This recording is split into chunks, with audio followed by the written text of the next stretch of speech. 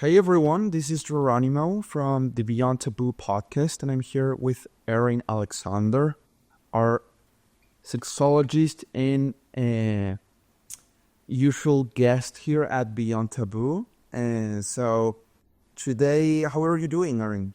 Doing very well, Geronimo. Trying to stay warm. As you can tell, I'm all bundled up Mhm. right now because it's very surprising for San Antonio to have snow, but we have Hmm. for a couple of days, and so I just stay bundled up so I don't have to turn on the heater. Is it the first time you get to see snow over there, or has it happened in the past? I have seen snow down here. This is probably the third time, and I've lived here for Wow. many, many years. Um, Wow. So if you're familiar with what happened in 2021, the whole state froze over, the whole state of Texas. So that was the Wow. last time. All right. Yes. So you better don't miss the opportunity and go out to build a snowman, maybe. I don't think that would be fun.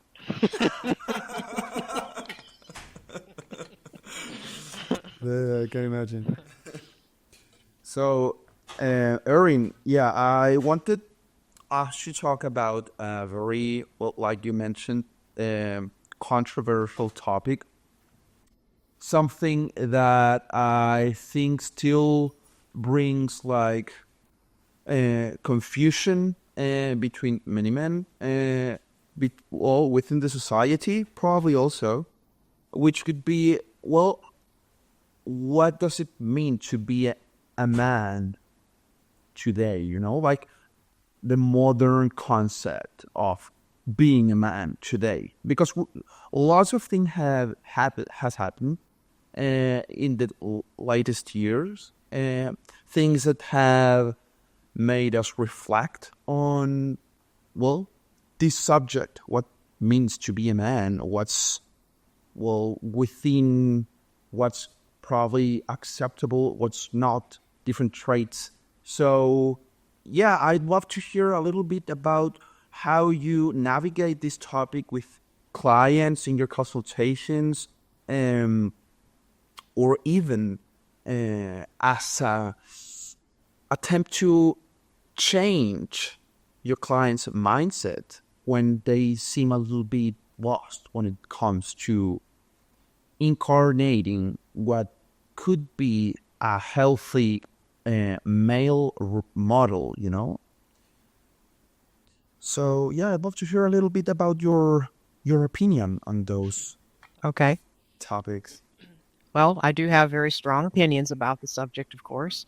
And I'm going to be professional, just um, use my professional insights to, uh, based on the observations that are there, that are publicly there, like, because these guys who are involved in what we call like the bro culture and the toxic masculinity, Hmm. they are public with their opinions. They have platforms, where they're expressing these things and we see the behaviors and so forth.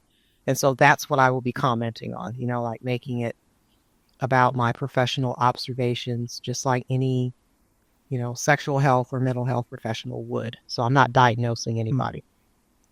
Hmm. Sounds good. Okay. Well, those sound like some strong concepts. Yes. So maybe we could leave toxic masculinity for a little bit later and start with, well, bro culture. Can you tell me a little bit more about it? Okay. Those two things are kind of synonymous. Oh, Yes, okay. the bro culture and the toxic masculinity, like the behaviors, like the sense of entitlement, the transactional engagements with people that tend to be very self-serving, um, Hmm. the gaslighting, blaming other people, and then treating people with disdain, like the treating women a certain way or the homophobia. Like all of this is part of it, diminishing other people. And for people that are involved in this culture, it it makes them feel, like they're powerful. when they're doing these types of things, with others, diminishing other people. And there's not a lot of empathy there. They're unable to relate to or see how this can be damaging to society and how it can be damaging in their relationships and also damaging personally. Like when you're in a situation where you have a pressure to perform and to look perfect, give a perfect appearance when that's not really what's going on, then I'm noticing that there are sexual dysfunction with young men, like men under the age of 40. And so I'm seeing that part of it. Well, that's a lot of things happening there. Yes. Maybe my next question could be just for helping our listeners, our audience, to help guys better with examples understand, well, when they probably are operating through these sort of dynamics, like what are some typical situations you get to see in your consultations, probably maybe with couples, or I guess it could be something hard to point out, for men not to feel attacked on consultations while pointing something out, like, for example, well, watch out, because that sort of behavior could be considered, I don't know, stuff like that, So what sort of situations do you think that can help us bring more clarity with examples to this topic? Okay. Well, I do work with the couples quite a bit when these situations are happening. And so I do try to tap in on the empathy part. Well, what would that make you feel like? Well, if you see this, or if, your spouse is expressing something to you and expressing sadness or disappointment, do you remember a time when something made you feel sad or disappointed? Tell me about that. It's very important to get them to connect on an empathetic level with a partner. And it can be done, tapping into the emotional intelligence. So there's hope when I'm working with these couples, when they're both very invested in improving their relationships. That brings me the question, because you previously mentioned, yes, bra culture and how it's entangled to toxic masculinity. Yes. So maybe you also mentioned possible traits that could be considered part of this way of operating. But just to summarize, probably, or for us to rehearse on a tentative definition, what could you name toxic masculinity? What factors sort of constitute what could be considered as a toxic masculinity? Okay. Some examples would be hurtful and self-serving behaviors in a relationship, or transactional interactions with people because it's self-serving, or overcompensating for certain things, in order to have a good appearance. Like, for example, overcompensating for being a good father, by posting certain things or showing a visual when that's really not happening, but they want other people to view them a certain way. So it's about ego, and then a presentation of a healthy, happy marriage when that is not what's going on behind the scenes. And so it's really about presentation and not what's really happening behind the scenes. And then there may also be some abusive type behaviors, emotionally abusive behaviors, where the other person is diminished in some way, or the power dynamic in the relationship is not fair. Those types of things. And Makes sense. So Yeah, in a sense, it could be, well, it could be considered as toxic Yes. when there's the possibility of someone, either even themselves, getting, well, probably not the best word, injured, but maybe when it can hurt, Yes. either emotionally, Yes. someone, right? Like, I mean, and that's tricky because, well, during my research on masculinities and the whole relationship with body insecurities, Mm-hmm. I did a lot of reading about, um, well, how masculinity operates in a sense, and the way we are traditionally programmed often make us sort of show this well, controversial behavior because, well, in a sense, your masculinity really depends on the comparison your individuality is compared to other guys' individuality. In a sense, like it's like a ladder where we are positioned, and there's a hierarchy in a sense, right? And masculinity today, even in most cases, depends on competition. I mean, you ought to be powerful, you ought to be, I don't know, sexy, knowledgeable, and usually those competences are gained during interactions. So it usually depends on diminishing people, like you mentioned, Mm-hmm. in those exact conversational situations, right? Like engaging with people. And I'm not saying competition is always bad. You know, there can be positive, like in sports, probably Mm-hmm. positive ways to express competition. But when it starts to, well, feel a little bit overboard, I think that we could probably picture that as becoming a little bit toxic, right? Like, Yes. for example, once a teacher in college mentioned this example, when it's all about bragging, you know, in how toxic masculinity can also be.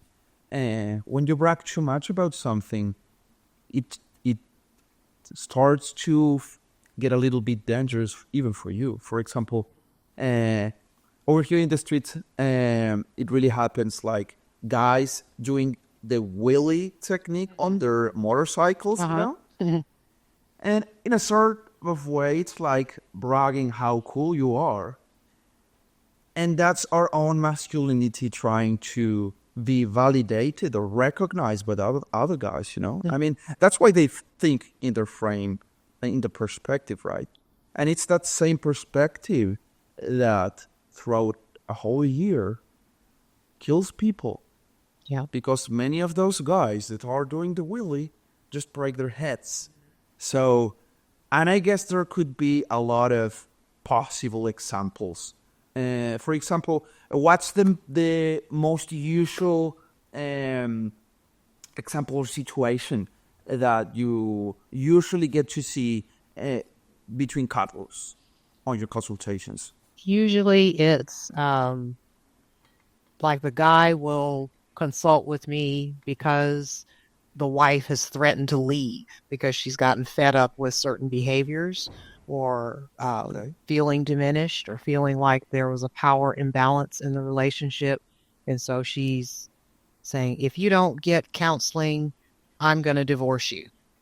And then I will see the guy and I'll ask, well, what's the reason for the consultation? And say, well, my wife said she was going to divorce me if I didn't go get help. And so we usually will go, I said, well, what would make her believe that you needed help? Tell me what's going on. And that's usually how it starts. And I give them a safe That's a space. great way of sorting, like a great Yes. question to start with. Yes. Because guys don't usually like to go to therapy. They don't like to go to doctors. And so I have to make sure that they feel safe enough to, you know, share some things. Um, and if I'm working with the spouse, I've discovered that there's been a lot of dissatisfaction in the relationship itself, because Okay. the spouse isn't feeling heard. The spouse isn't feeling like they're loved in the way that they want to be loved. They're saying that there's no empathy there. So that's usually what I will see on the other person's part. And so it's about getting them to connect in some way, and it's about the empathy, about the emotional intelligence. Because when you look at all four quadrants of the emotional intelligence, people that do these kind of behaviors are usually struggling with the first quadrant, which is about Which would be self-awareness. okay. Okay, so we got to do that. And then there's one of the other quadrants, the empathy, where you're engaging with other people.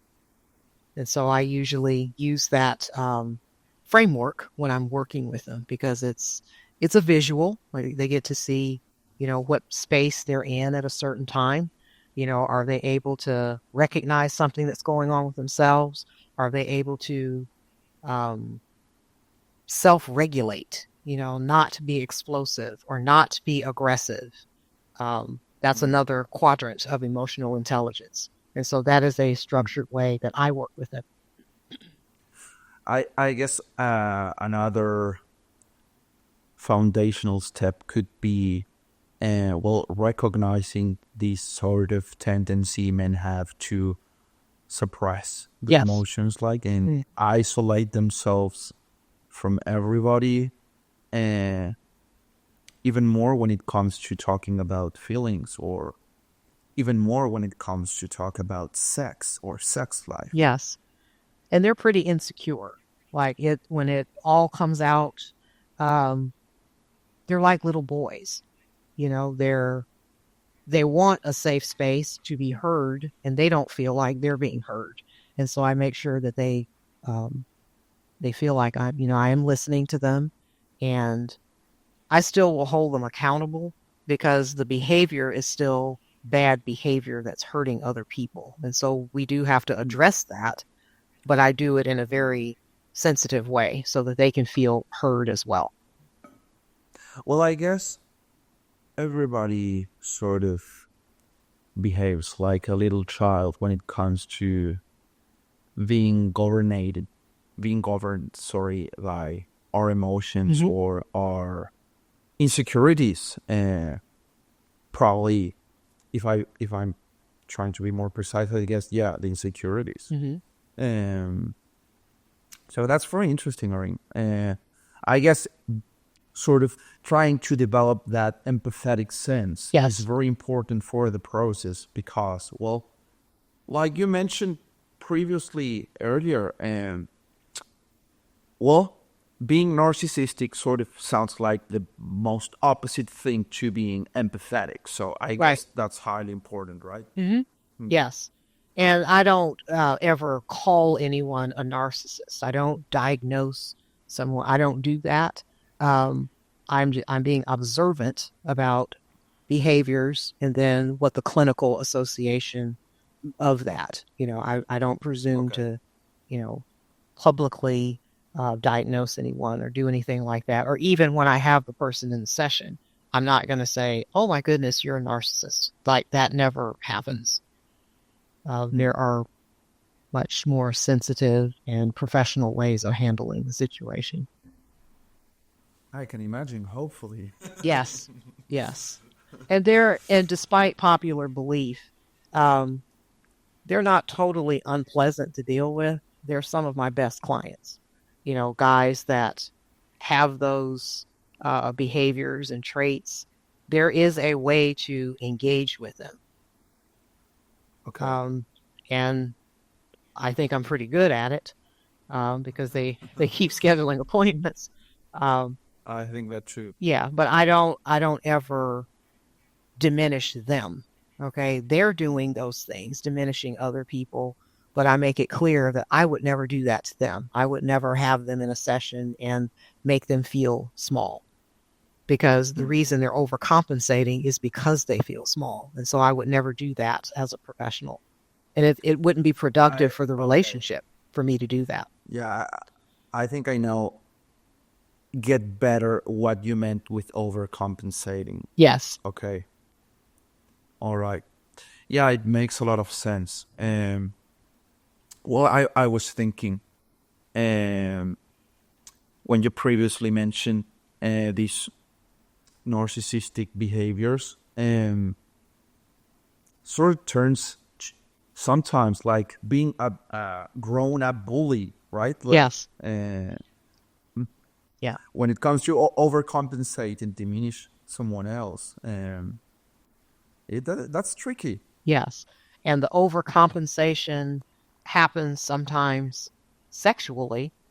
And that's what I meant by the erectile functioning. There are a lot of erectile functioning issues for younger men.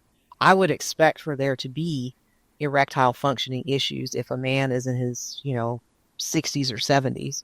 But these are young men that are experiencing this, the pressure to perform and the pressure to have a certain image. And so then they Hmm. overcompensate and then take, medications. And I have to educate them about that, what the medication is really doing and how it would be beneficial to try to do other type of work, that's Hmm. more relationship oriented than to take Hmm. pills to make things work. Yeah, yeah. I'm completely there with you. I agree. It should be the best way. Um, but it's so complex when the whole society is displaying these Yes. um, very potent images of what masculinity should look like, Hmm. and not also how it should look like, but also how it should be perceived and how we should react to it. Yes. Like when it comes to watching porn, like these sort of portrayals where um, actors like sort of do like a, I don't know, like wow, when it comes to getting naked, and probably sort of getting into genital worshipping when it Yes. comes to comparing with a banana or a control remote. Hmm. I'm maybe I'm getting too explicit, but um, it's difficult when we're being constantly bombarded with these images, which are also programs, like Hmm. orders, if you will. I mean, after all, what you do is reprogram a person in a sense. Uh, so yeah, I mean, we're constantly competing. I guess that's what I'm trying to get. I mean, we're always comparing, and well, men can't stand being average, Hmm. because that makes you less of a man. So it's like a loop in a sense. But well, and this is also a challenge we have here uh, when it comes to helping men to find that sort of balance. And for example, a balance between, yes, maybe reproducing a bit that social demand. For example, okay, you want to feel like you have a better performance in bed, let's do that. But while doing so, let's also challenge those beliefs. Yes. So I guess it's after all a work of balance in a sense. But you know Yes. that much better than me. It is. Because there are the power imbalances in the relationship, and that's causing part of the issue, where maybe there are disagreements with the division of labor or disagreements with the children or parenting or what have you. And so one person may feel like there's an imbalance with that, and that, the Hmm. person who is engaging in this behavior, they don't see anything wrong with it because it makes them look like the man and the head of the household.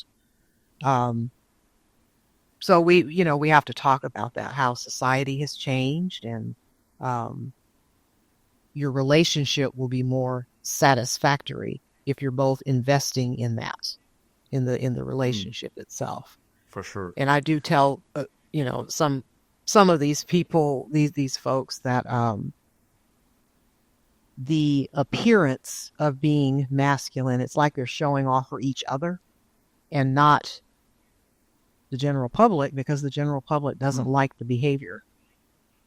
So it kind of doesn't make sense sometimes. Yeah.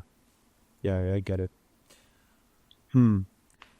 Well, I think I'll turn up a little bit the controversial side of things. You know, some time ago, the concept of masculinity in crisis was proposed.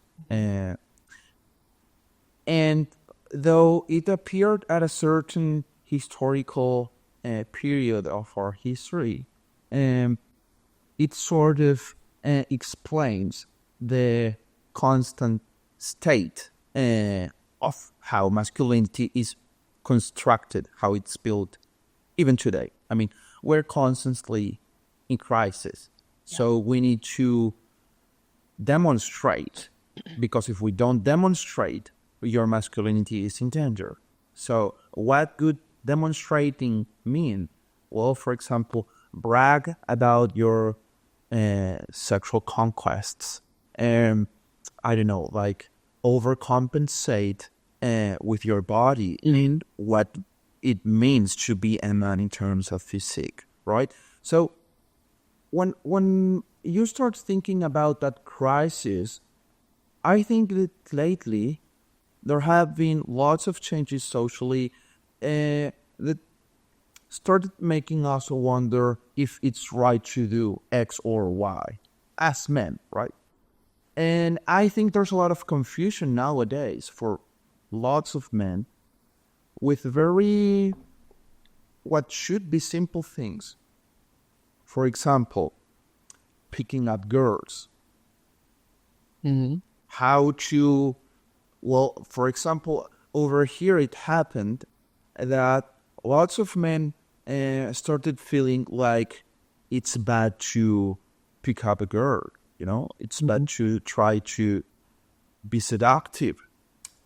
But that's not exactly the point. It's not wrong to be seductive. It's how we do it. How the whole thing about insisting in, well, no is no, defines what should be framed as wrong or right, right?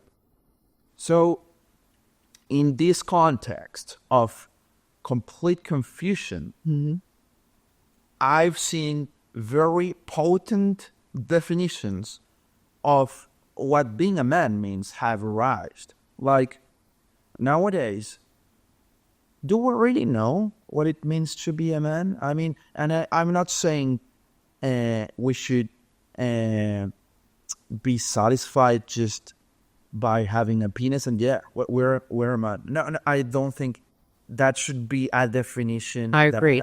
I mean, sure, go ahead, please. I agree with that, because I believe that's the visual. You know, it's associated with genitals or gender, you know, the masculinity and femininity, rather than it being, if you're behaving in this way and it's negative, that doesn't make you a man. You can, the toxic masculinity, it can come from anybody. It doesn't matter what gender. If you're being an asshole, you're being an asshole. Okay, that's just what I call it. You're being a jerk and treating people negatively. We can call it toxic masculinity, or we can just call it you're being a jerk. Yeah, maybe it's easier sometimes. Yes, it's less clinical if I just say, well, you're just being a jerk. If you want to have more dates, then you can not be a jerk. Yeah. I wouldn't earn as much money that way if I was like that with my clients. They would never schedule another appointment if I said, you're just being a jerk. It makes sense. Well, yeah, I mean, I guess what I'm trying to say is, what are we, well, I mean, what kind of men do we want to be?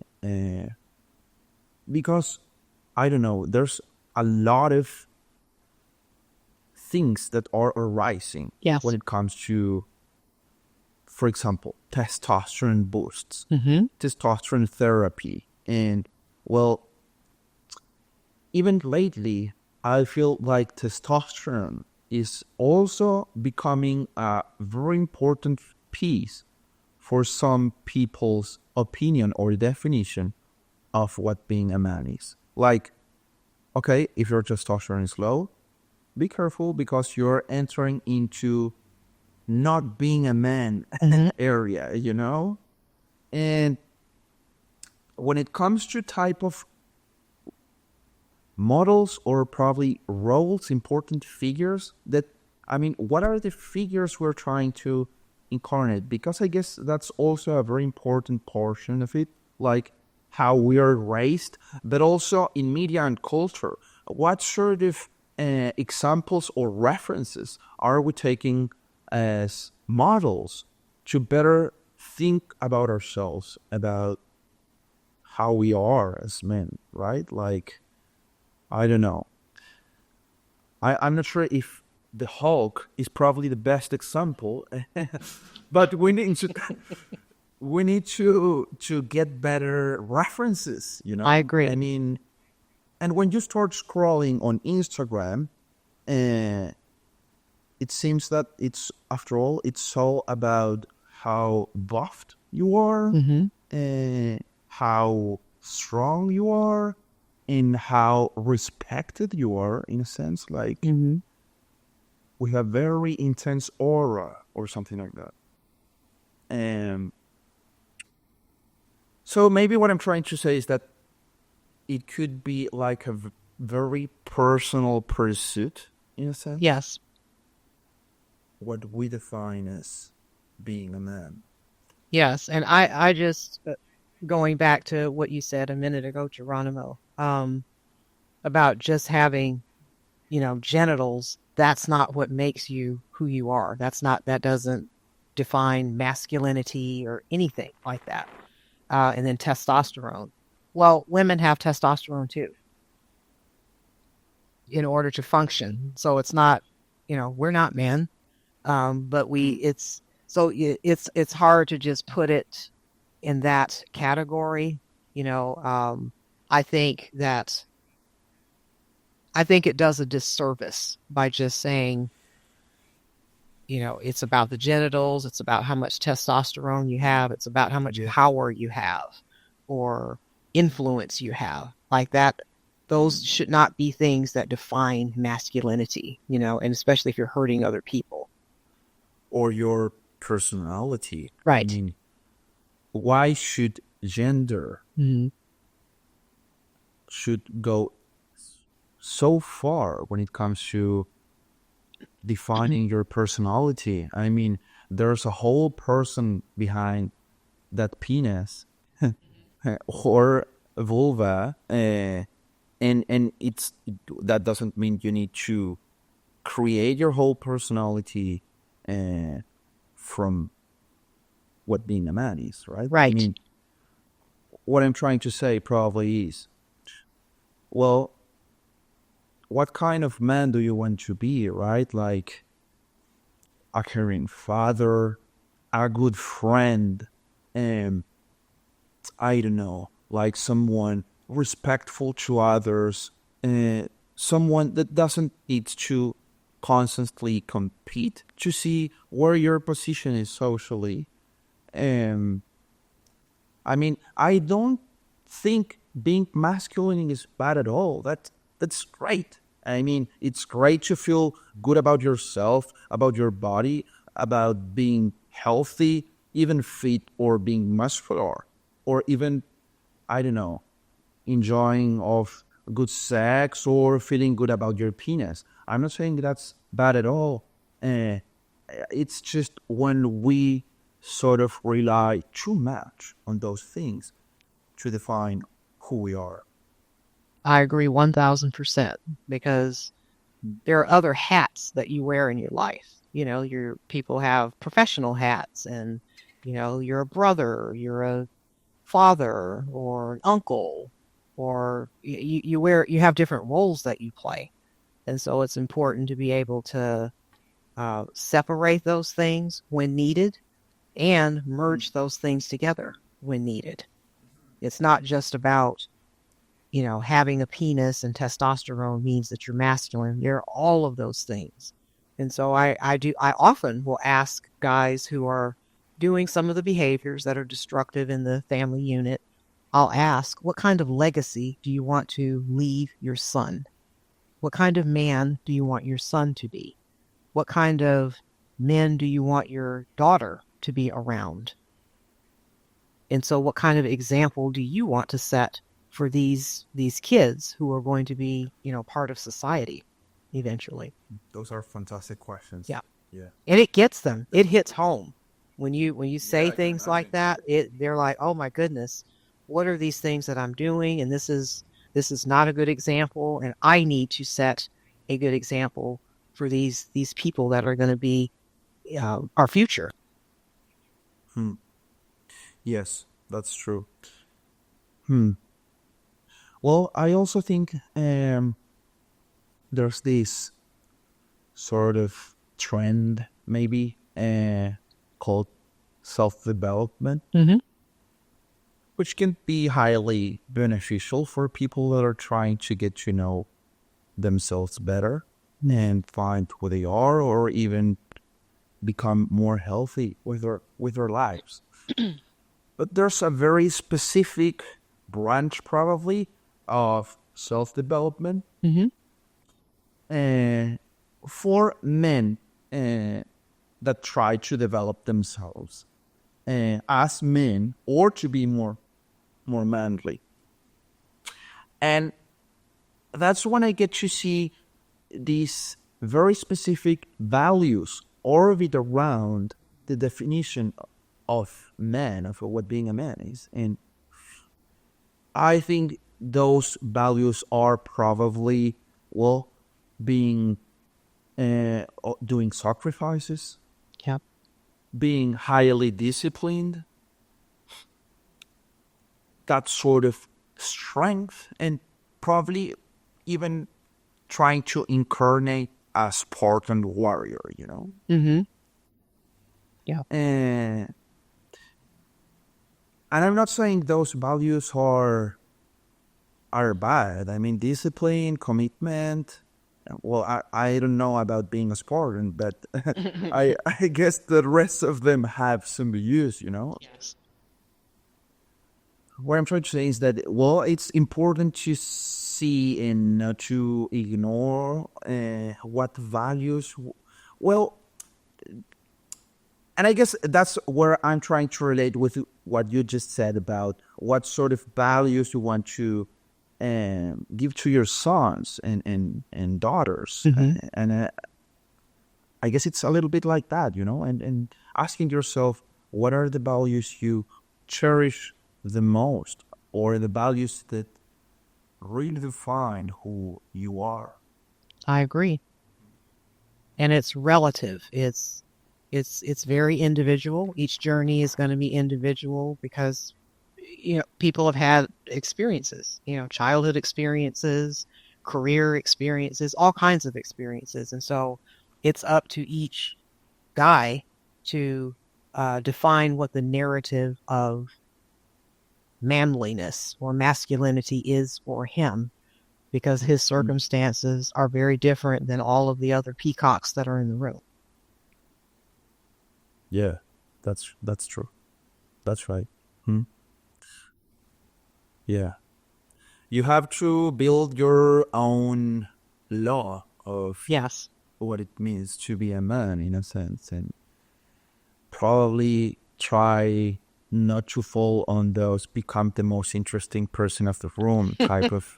Yes. Well, So anyways, to summarize, Erin, I love to, if we could point out, to wrap it up, some potential situations that could, well, be considered as situations where, okay, maybe this guy's definition of what being a man is a little bit off. So maybe if we could list some possible examples or of what you get to hear in your consultations, that could help men think, oh, I think I fall into that sometimes. Okay, maybe I need to book a chat with Erin. Which, by the way, guys, you can book a chat with Erin anytime you want by going to our services tab on the menu of our site. So let's hear a little bit about Erin's work. Okay, so I do the sexology part, more educational, and then I also do mental health. And so I'm able to do an assessment and see what direction we need to go in. That's what I do. And one of the questions, this would be a very good question in this situation. What does masculinity mean to you? That's an assignment that I give. What does being a man mean to you? And then they come back to the session so that I can hear what their perspective is, because they may have grown up in a certain way and they share things with me like, oh, okay, well, I would have never thought of that. Tell me more about that. Erin, I think you just gave a great homework for our listeners. Good, good, good. No, seriously, I think that's a very important question. I mean, definitely. I mean, those are the important questions we need to make ourselves to be sure about who we are, in a sense. Yes. It makes sense. So, sure. No, this was good. This is a good conversation. We should be able to continue. Yeah, definitely. I mean, well, I think we have lots to keep talking about toxic masculinity. Yes. Or what means to be a man these days. So I guess we'll be talking about this sometime soon. But for now, I want to thank you, Erin, for your time and for bringing your experience. And just to remind guys, once more, remember you guys can book a chat with Erin anytime you want. And if you guys want to enroll in any of our coaching services, you can also have a more holistic approach and enjoy the benefits of our normal coaching service. Plus, if we think or find that you could get some real benefit, for example, in navigating a strong emotional issue or any sexual situations that you can't solve by yourself, well, that's when Erin enters the picture. So thanks, Erin, again for your time today. It was a pleasure, like always, and hopefully we can chat again soon. Thank you, Gerónimo, for having me. I enjoyed it. It was a pleasure. Guys, see you till the next time. Bye-bye. Bye-bye.